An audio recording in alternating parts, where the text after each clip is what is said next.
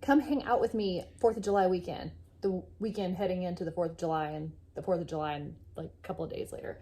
There's a lot going on, family in town, lots of hangout, date night, fun times. Come along on the journey, and I'm also going to tell you some things that have been stirring in my spirit, in my heart, in my mind, in my being, that I hope might be something that you can relate to. Something might resonate, so stick around. Gotta stand up straight. Gonna rise like a champion.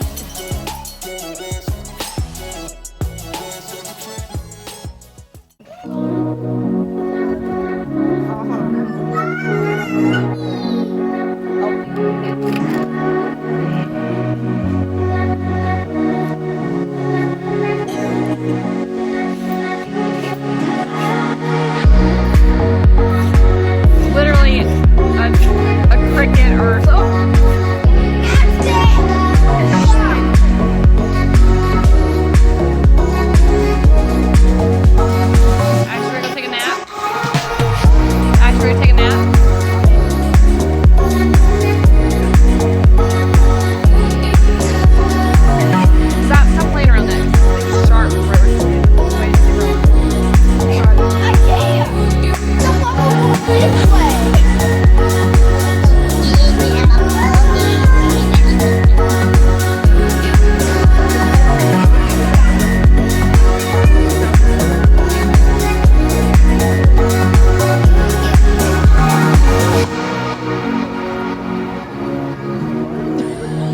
What's going on?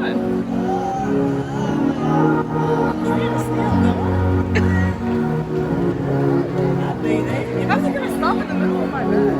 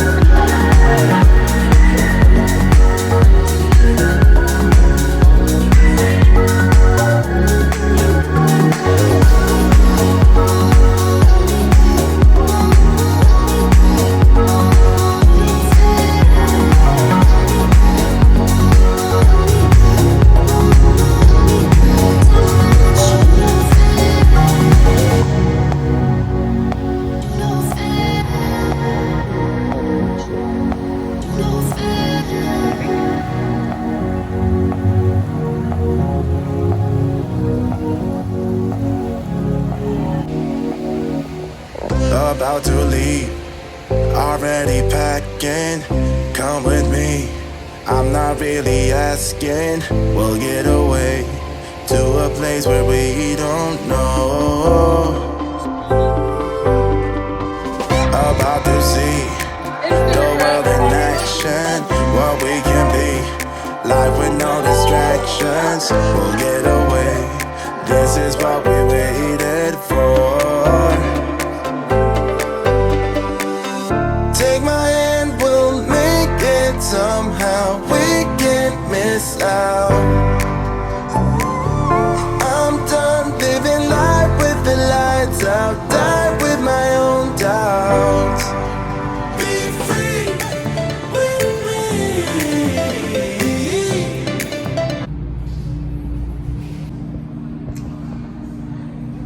This place is not good. We just ate chicken wings that look like roadkill. So we were like, We tried it because we thought it might be good, but I'm hiding in the toilet. Disgusting. Would not come back here. But I got good company. That's a good thing, right? Right? What were the wings like? Broken. So I just took them in the bathroom before I potty. You can tell I'm a mom. I have no idea, but... Come on this way, because I think it's probably somewhere this way. Okay, so terrible service, terrible food, good company, of course, and we are like at the point of paying and leaving the tip. The girl never came back to even check on how our food was, and we don't really get like all wound up about stuff like that because we were gonna go somewhere else anyway and have a drink and then like have some food, and but we were like, these wings literally look like roadkill. So she served us food that you could tell visually just by looking at it that it doesn't look good. But we were paying and leaving the tip, and I was like, I'm leaving her, what was it, like $39 or something? I was like, I'm leaving her $5. Leaving her $5. And then I was like, yeah, I got ones on me. Leaving her, what did I say, $3? Yeah. $3. And then I could see her over there like at a table talking to her friends and like cutting up and having a good time and having all this energy that she didn't bring to our table. And I reached back into the $3 and I pulled a dollar out and I was like, $2. She's getting $2 and she's lucky that she's getting it. Listen, I've been a server before. I know that things get hard back behind the scenes, but this was not busy time. She was just trying to get back to her friends and she was terrible. And I told my husband, I said, you never know who you're serving. So you want to bring your best each time. You never know. Like we're big on like taking care of people, but it just felt very liberating to say this was terrible. The food was terrible. She was terrible. Her attitude was terrible from the moment we sat down with her. And you guys know that I've been on a journey of if I am the consumer, if I'm the client, if I am the person paying, then I have every right to say I don't owe you anything. So that's what we just did, and it was liberating. And now we're gonna go somewhere where we actually want to go, somewhere we know is good, and we're gonna enjoy our food. We enjoy each other, but we're gonna actually enjoy the food and the drinks. Yep. Let's go, let's be free.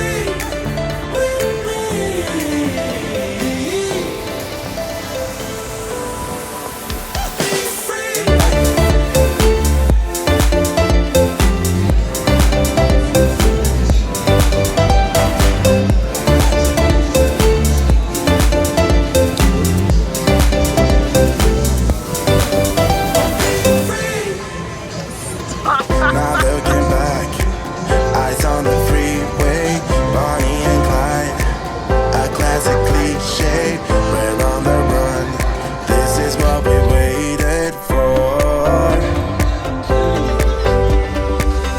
Take my hand, we'll make it somehow. We can't miss out. I'm done living life with the lights out, die with my own doubts. Be free.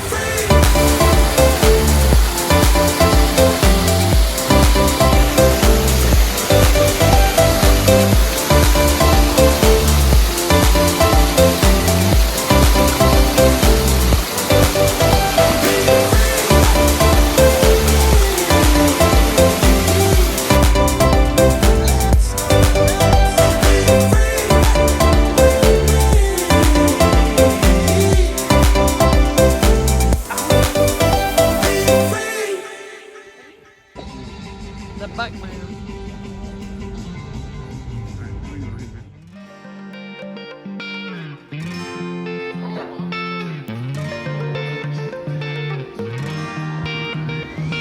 I've never really been the one who's worried. Always been the one who's keeping it cool. The kind of guy who chill while others hurry. I didn't know that I've been the fool. I've been telling lies about something real, but I know love is based on honesty. Kept thinking how we. I just woke up from the longest nap. Axe sometimes is like the best nap partner. Best nap partner. So we're just preparing our 4th of July meal. Oh gosh, that's kind of crazy, huh? I've got these, we got baked beans my mother-in-law made, chicken, I'm smoking, finishing right now. I'm gonna make some Brussels sprouts, and we got these little cornbread pieces that look so good, like cornbread tops. What else? Was that it? Oh, and potato salad. My mom's version of potato salad, which we love so much. It's so good. It's more of like a mustardy potato salad. So that's what we're doing right now, is we're preparing the foods. I made the potato salad yesterday, so it should be ready to go. This one's got onions. This one does not, because my daughter, my mother-in-law don't love the onion textures. Let's sit in the middle. Let's sit right here. Love should feel, knowing that it's not just you, it's me. 'Cause I was made to be free.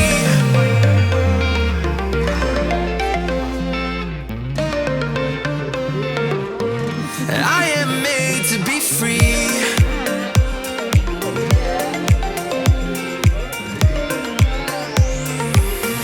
I am made to be free.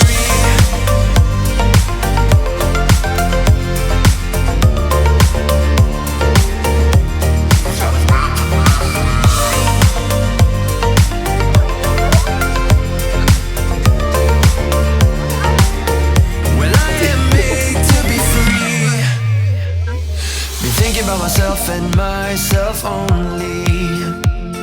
I've been like that since I was a kid. I've always put my feet wherever I want to. Before I saw who I could be, kept thinking, where did I go wrong? Then realizing where I do come from. Was asking how real love should feel, knowing that it's not just you, it's me. 'Cause I was made to be free.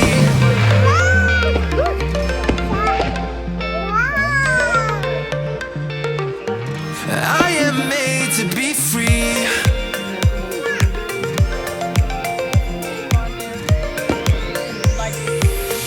I am made to be free.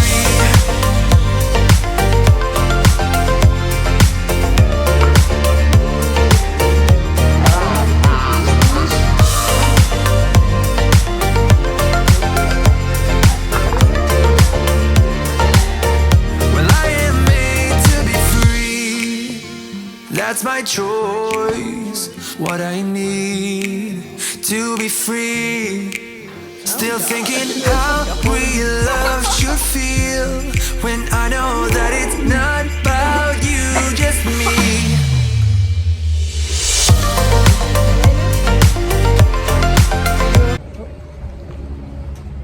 What are you gonna go do right now? I'm gonna drive. So we spent the morning at the DMV, so that we, for the second time, since we had all the proper paperwork and everything we needed. I got my driver's license, official in South Carolina. She did a permit test and she passed. Registered 2 vehicles, paid a lot of money too, by the way, for that. Registered 2 vehicles, got tags, and now we're gonna let her drive in a parking lot. It's gonna be fine. It's gonna be fine. I have full confidence in you. By the way, check out the Phoenix. 'Cause I was made to be free. Hop in. Let's go for a ride. 'Cause I was made to be free.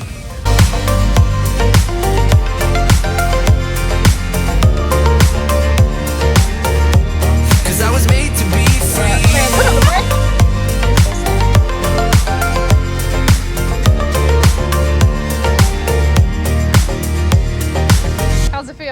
Good. Oh. Oh man, I've been listening to Marissa Peer lately. I think that's her name, Marissa Peer. Like world-renowned therapist lady who invented rapid transformation therapy, I think is what it's called, where her philosophy was that, like, why does it take years and years and years to heal traumas and these hangups that we have in this mental space, and that if you had an abscessed tooth, you would go to the dentist and you would like immediately get help. They wouldn't like wait to develop a relationship with you and build all this trust and make sure that you're good with them before they started bringing healing to you. And the same with some sort of medical emergency. If you broke your leg or you broke your arm and you went to the ER, they are going to immediately start to intervene and help and fix whatever's going on. And so her philosophy was, why would it take so many years to create some sort of relationship through therapy and trust and building and unpacking all of these things to be able to get to the root of these issues that are playing out in your day-to-day life? Like, it just didn't make sense to her. So I think it's called rapid transformation therapy. RTT is what she calls it. I've been obsessed with her over the whole 4th of July weekend. And listening to everything she says, she just simplifies everything. Like, you can go look her up and find all kinds of interviews with her and talks that she's done. And I just love her thought process. And I love that she's like, it's easy. Like, why are we making this so hard? And that it's actually harder to stay the same than it is to change, and that the mind is really drawn to things that are familiar. And so if it's not familiar, make it familiar, and then the mind will really get drawn to that thing. It's this, like, it's the same thing that happens when we're like working out and eating healthy. If you haven't been doing that and then all of a sudden you start doing that, when you're not feeling it one day, your body and your mind and everything's just kind of like, I don't feel like doing it. It's not familiar. So your mind wants to run back to, what do I know? Let me lounge around. Let me binge and watch Netflix and the things that are familiar to me, instead of saying like, well, I'm going to make this familiar. And that your mind is so easily programmed by what you tell it. So it's by the pictures that you see and the words that you use is what's really reinforcing a lot of the things that are happening in your life. And so if you say, oh, I hate my life, or, you know, fuck my life, or I'm such an idiot, or I'll never have love, or I just turn red all the time, I can't publicly speak because I'm going to turn red. Your mind doesn't know if you're joking. Your mind doesn't know, like, it just knows like what you tell it and program it. So to think that like you can literally tell your mind what to do and make it familiar and get it to like create this new outcome for you is like, why aren't we all doing that? But I so believe that, because it's happened in my life so many times, whether it was like intentional or it was just like from a young age. My husband and I both talk about these stories of being younger before we met each other, that we were not wealthy at all. And we would see like wealthy people around us and we would wonder, well, why can't I? Like, it wasn't this like, well, because I'm poor, or because I can't, or, well, I don't come from that in my family. It was like, if all of this stuff is out here to be had or to be known or to be explored, well, then why can't I? And so it was this question that left this bit of doubt around what we think we were supposed to be. We were like, well, why can't I? So we excelled and we did things in our lives really against the odds, because we left this hopeful opening there of like, well, why can't I? So I just really love Marissa's philosophies and her thoughts and her teachings.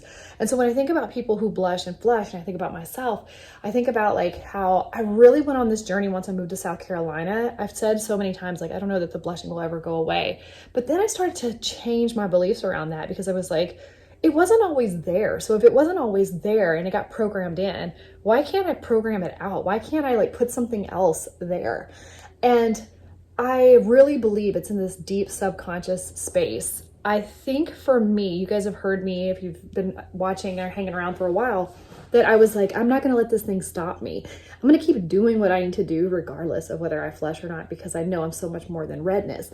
And now I think I'm in this space. I know I'm in this space where I'm like, but why keep flushing? Like, why don't I just let it go? So that is where I'm at now. I am on this journey of, if it got programmed in, I can program it out. I can program something new. That's the power of us.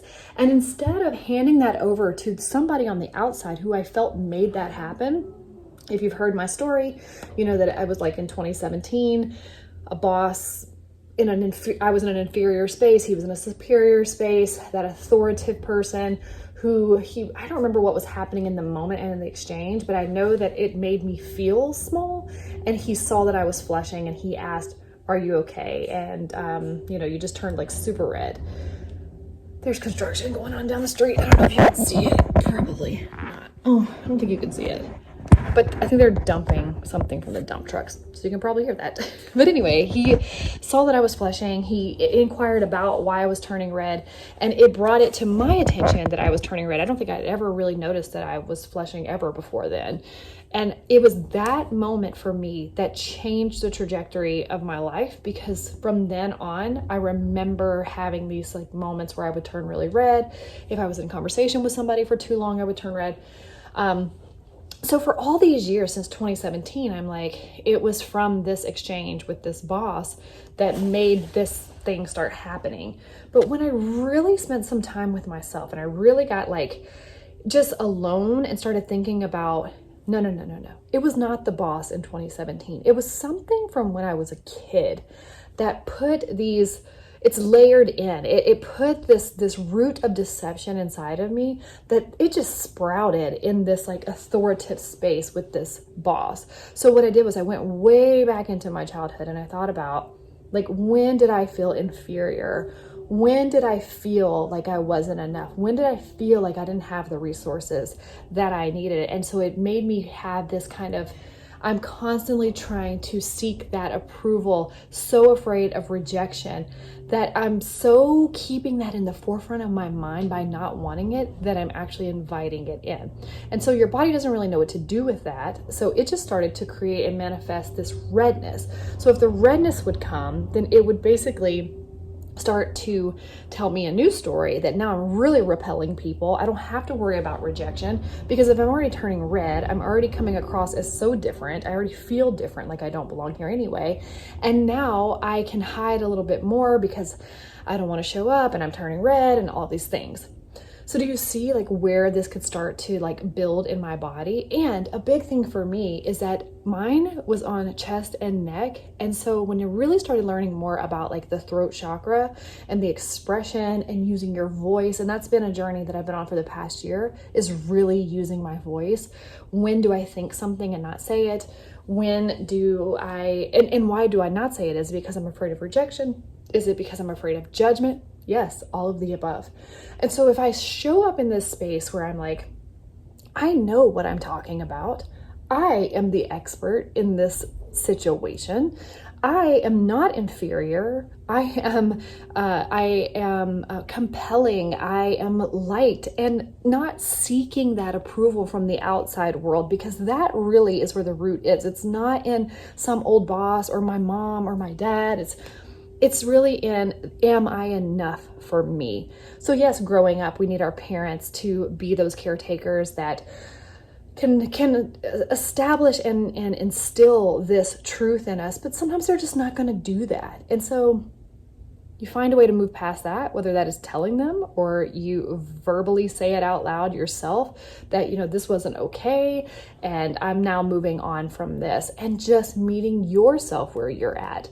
So if, for example, if little kid you that remembers those wounds, remembers the things that made you feel small and insignificant, or that you didn't belong, if you, adult you, goes and sees little you, how are you showing up to that child? And so I had this moment where I got in my closet. It was like in the dark, like the night before the big buck moon. And I didn't even know that when I was doing this, by the way. So that's very interesting if you're into that kind of stuff, like the buck moon and what that energy represents, which is that there's like change and evolution and these like new moments, like you're kind of getting rid of the old, you're shedding the old, and you're stepping into the new. But I had this moment in my closet where I was just like in there, and I was quiet, and I was just sitting there with like little me. And I almost felt like at one point, like I was like, little me was right here and older me was right here. And there was so much peace in knowing that I was with her. Like I am her, but I'm with her.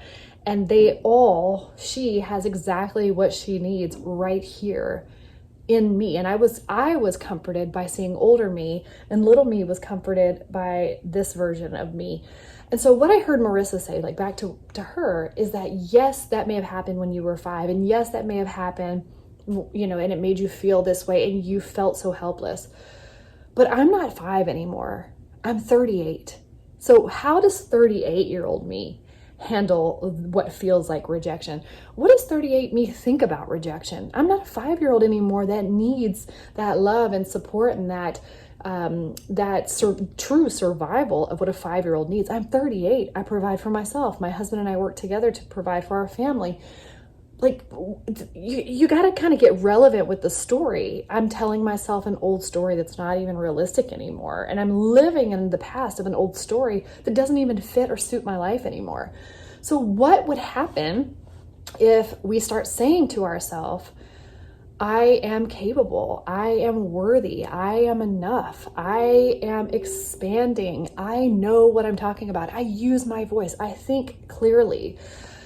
Example 2, I've been really exploring this whole excuse me, ADHD thing lately, because I've just been feeling like I can't get my head together. And the more I started to really research ADHD, which if we want to put a label on it, which labels are limitations, but if I want to put a label on it and I look at all the symptoms and I look at all the stories, they crack me up because they're very relatable. But I noticed that the more I started to look into ADHD and the more I started to believe that I had ADHD, the symptoms got worse. So I don't say that to say if you have a diagnosis, like this is all everybody's journey. I'm telling you my own journey. But the more I showed up thinking that I had ADHD, the worse my ADHD symptoms got. As soon as I just kind of was like, it is what it is. Like, yes, I'm going to have some scattered moments. I'm going to have these things going on, whatever. But I still have to function. And here's what I'm going to do to get some things done today. That hectic, crazy, chaotic, those behaviors went away. So we get more of what we focus on. And so what I am focusing on and what I'm moving into and what I'm owning and just claiming from now on is that I am not afraid of rejection and judgment. I belong here. I'm capable. I have a strong voice. And my people will be my people. Your people will be your people. I don't expect for everyone to love me and agree with everything I say. Everybody has their opinion. They are welcome to their opinion. And I am not going to die because people rejected me. I think that's our root fear, is that if you don't love me or see me or accept me or understand me, God, please don't misunderstand me, then I will literally die. And that is the survival that kicks in to say, save yourself, save yourself, save yourself, perform, read the room, navigate the energy, instead of just being like, I'm here, take me or leave me, I'm gonna live anyway. So those are a lot of the major revelations that I've been having lately. And I think that it's just so relatable for all of us. Wanted to share that. I hope you enjoyed the vlog. And if you like hanging around here, then be sure to subscribe. If it sounds like whales or dinosaurs in the background, then hopefully that was pure entertainment as well. It's really loud. Sometimes it doesn't pick up here and I hear it worse here in the flesh. And so you guys are probably listening for things that are like, I don't even know if anything's actually happening. But anyway, disclaimers. Thank you for being here. Thank you for being on this journey. Thank you for wanting more for your own life, for trying to navigate and understand yourself. If we understand what's going on, we can meet it where it's at and say, hey, I see you. I'm calling you out. I see you. I love you. I accept you. Come on out. We don't need that anymore. This story does not serve us anymore. It kept us safe for a short amount of time. And now I see you. I love you. I thank you for what you've done in my life. And I release you. And then we release ourselves.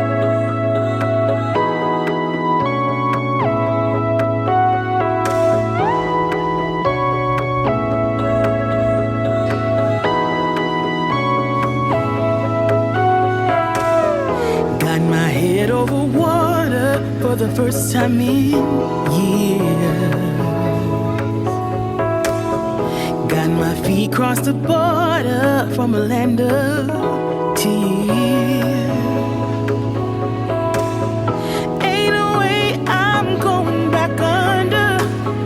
Got my eyes in the wild blue yonder. Will lies beyond the horizon? Let's go find out. Free to live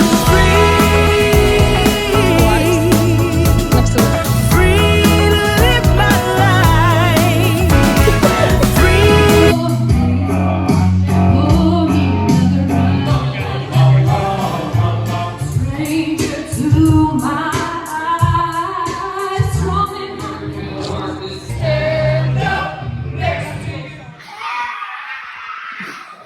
see you in my next video.